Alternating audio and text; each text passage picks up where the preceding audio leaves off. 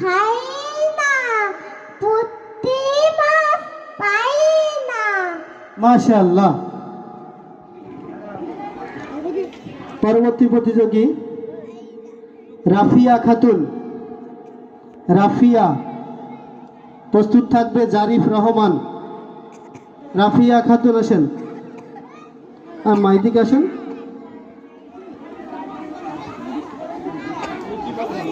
সালাম দেন।